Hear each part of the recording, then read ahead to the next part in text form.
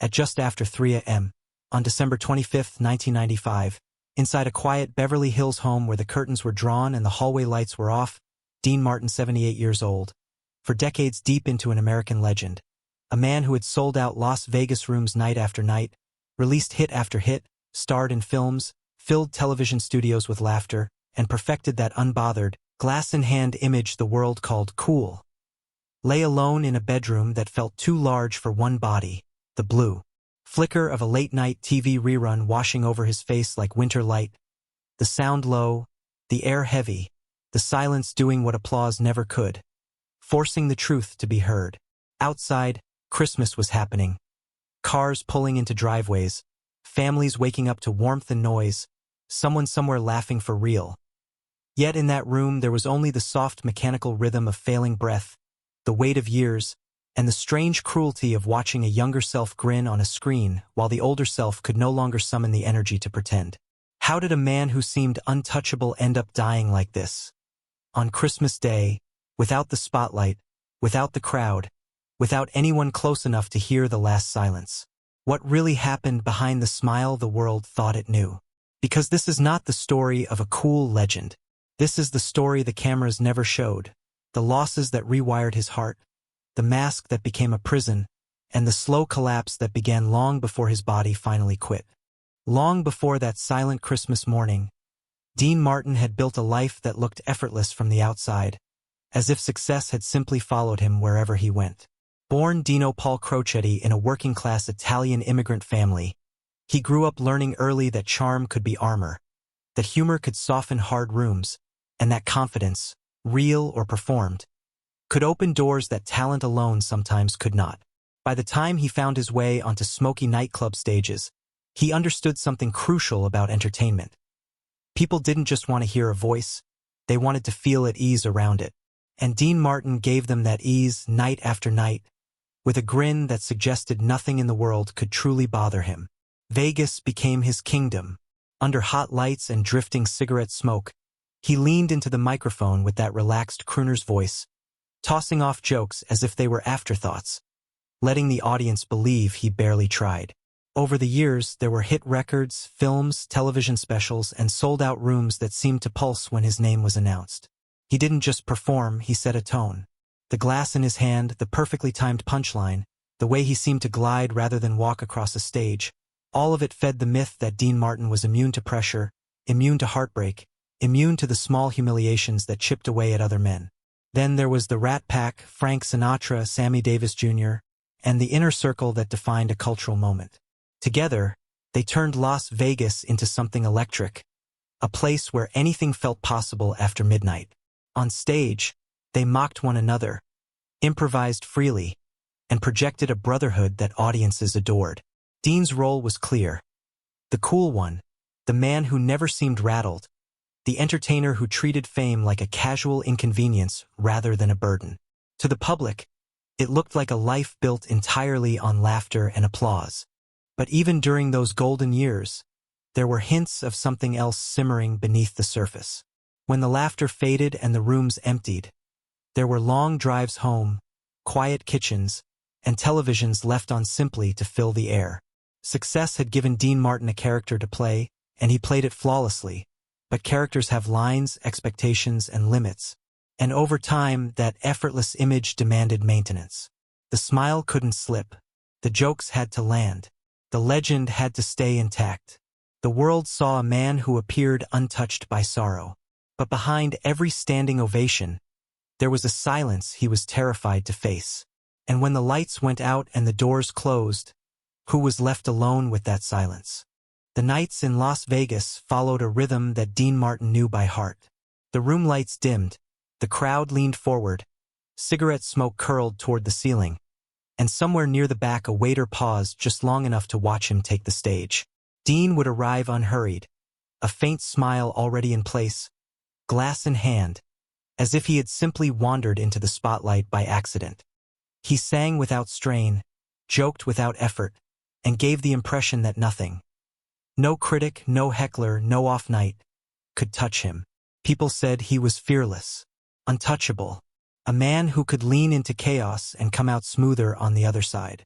That image was not an accident. It was a craft, refined over years of trial and applause. Dean understood that audiences wanted to believe in ease.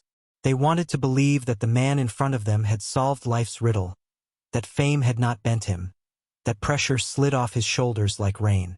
And so he gave them exactly that. He played the role perfectly night after night until the role began to play him. The glass that looked like a prop became part of the costume. The jokes that sounded spontaneous became rehearsed defenses. The shrug that said, "Nothing matters," started to mean, "Don't ask." Offstage, when the laughter stopped, the mask didn't come off so easily. There were marriages that strained under the weight of constant absence. Children who grew up around a man adored by millions but difficult to reach in quiet rooms. And friendships that depended on shared stages more than shared vulnerability. Dean Martin was generous, loyal, and deeply protective of those he loved, but he was also practiced at deflection. When conversations edged toward pain, he softened them with humor. When emotions threatened to surface, he buried them under charm. It worked until it didn't.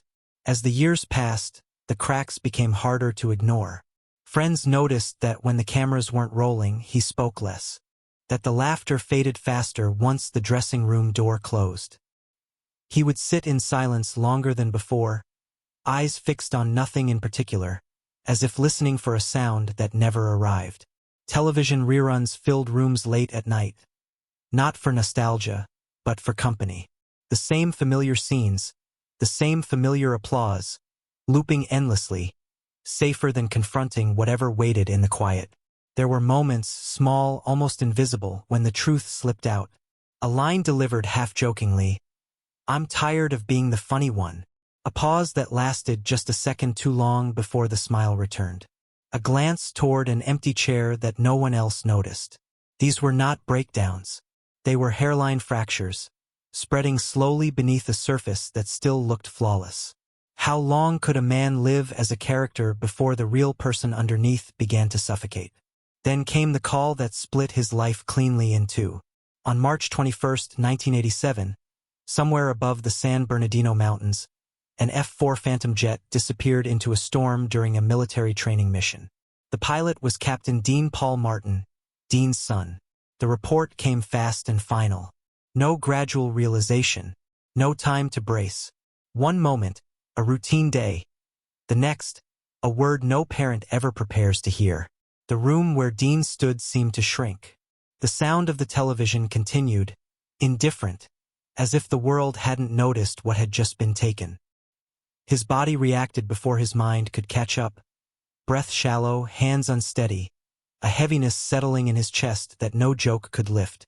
At the funeral, the cold cut through coats and composure alike.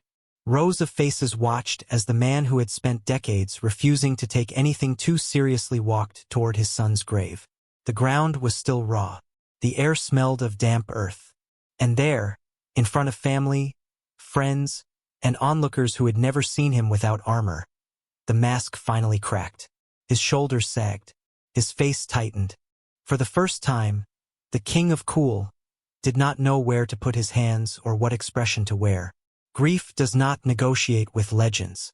It does not care how well a man has hidden before. It arrives and it takes what it wants. From that day forward, something essential was gone.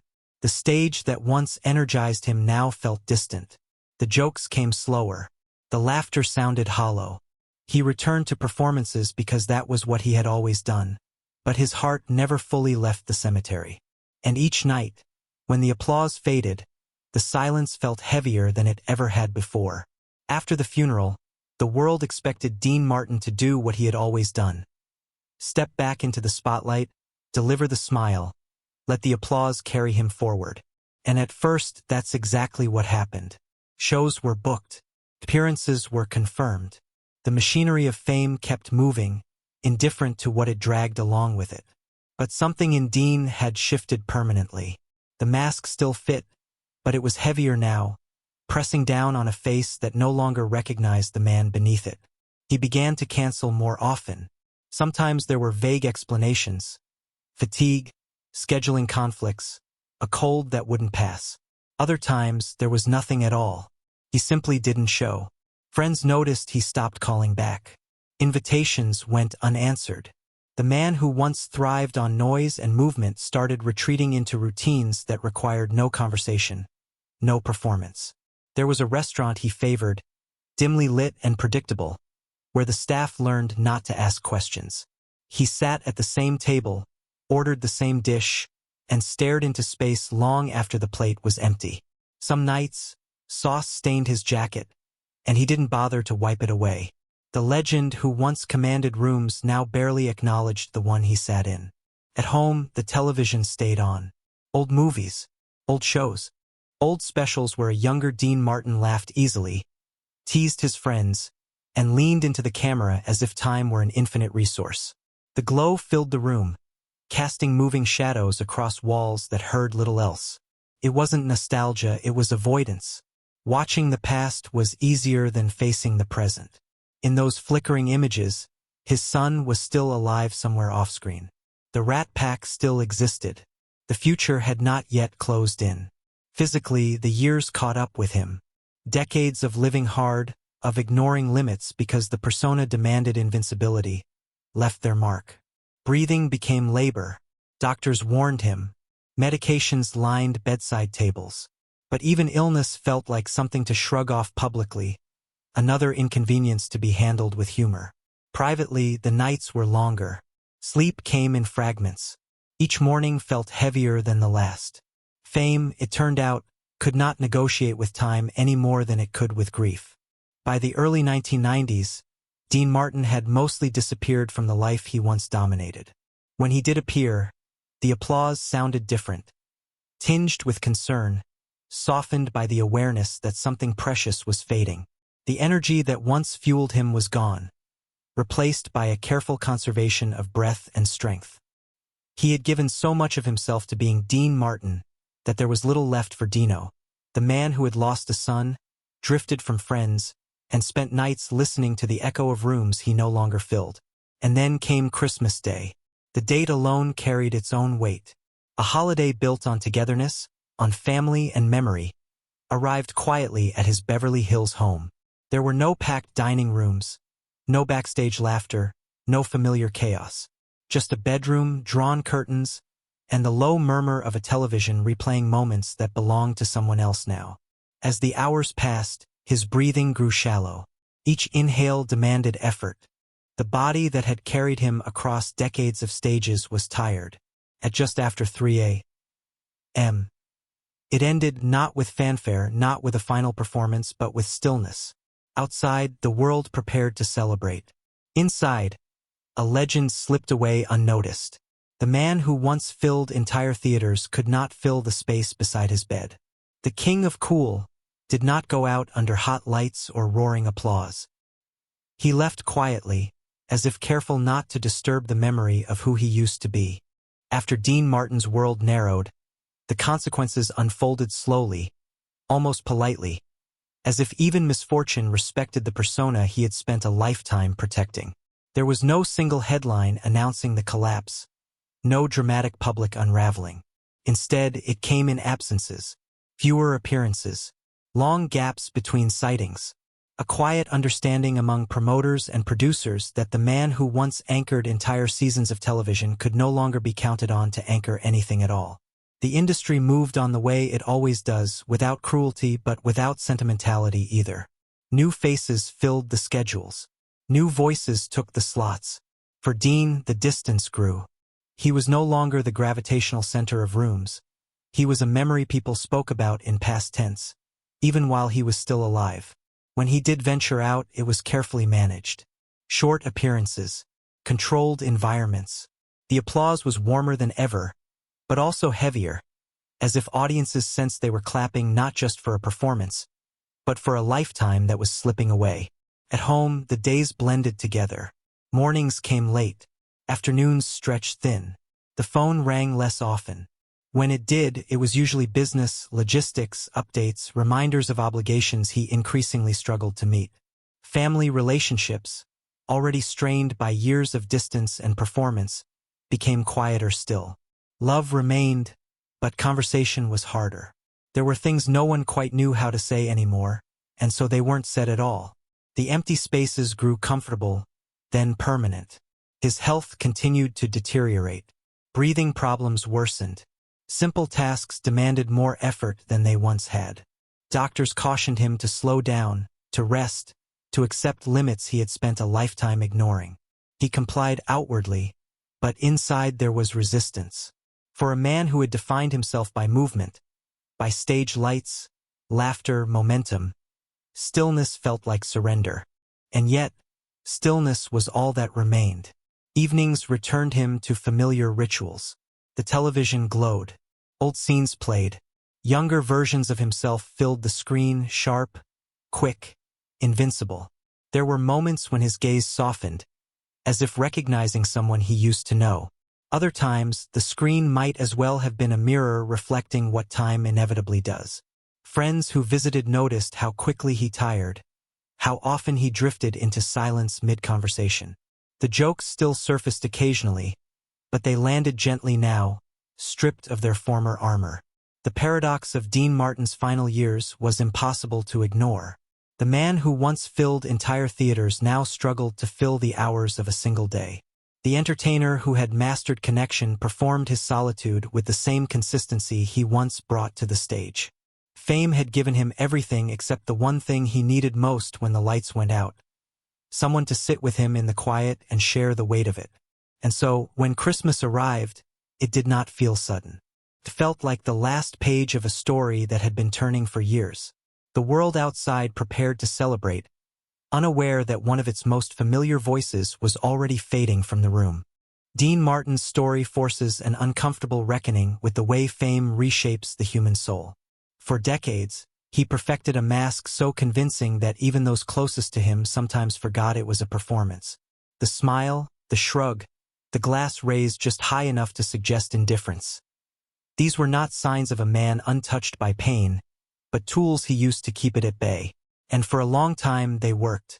Applause filled the gaps. Laughter softened the edges. Success created distance between him and the questions he didn't want to answer. But grief does not respect reputation. It does not pause for legends or negotiate with personas. When his son died, no amount of charm could reframe the loss. The stage that once saved him became a reminder of what performance could not fix. Over time, the mask grew heavier than the man beneath it. What the audience interpreted as effortless cool was, in truth, emotional restraint practiced until it became reflex. There is a lesson buried deep within that restraint. Fame rewards consistency. It asks its stars to repeat what works, to preserve the image audiences love. Dean Martin did that brilliantly. Yet in doing so, he postponed vulnerability, postponed grief, until there was no longer room to carry it.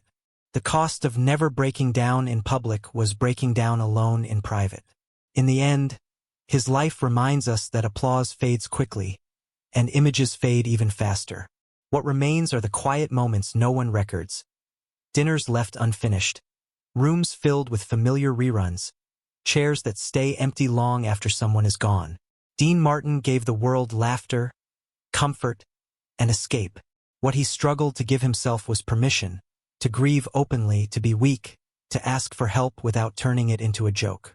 And perhaps that is the most human truth of all. Even legends need somewhere safe to put their pain. The story ends where it began, not on a stage or beneath a spotlight, but in stillness. A quiet bedroom, curtains drawn, a television humming softly to itself as images from another time replayed without context or applause. On that Christmas morning, when the world outside was preparing to gather, to celebrate, to exchange warmth and noise, Dean Martin's life slipped away without ceremony. There was no final joke, no last bow, no crowd rising to its feet. Just a man who had spent decades being everything everyone expected, finally alone with the parts of himself he had kept hidden. In death, the legend froze into memory. Albums, films, photographs of a man who looked eternally relaxed, eternally amused, eternally untouched. But the truth lingers in the spaces between those images, in the years after his son's death, in the routines that replaced friendships, in the nights spent watching reruns not for pride, but for company. Dean Martin did not fail at fame. He mastered it. What he struggled with was what fame never teaches: how to sit with loss when the laughter stops. Perhaps that is why his ending feels so haunting. Not because it was dramatic, but because it was quiet. Because it stripped away the illusion that success protects us from grief. In the end, the man the world adored was not a symbol or a persona, but a father who lost a son, a friend who drifted from his circle, a human being who carried pain the only way he knew how, by smiling through it. And when the television finally went dark, what remained was not the legend of Cool, but a simple truth we often forget. Behind every smiling icon is a heart that can break, and a life that longs to be understood long after the applause fades.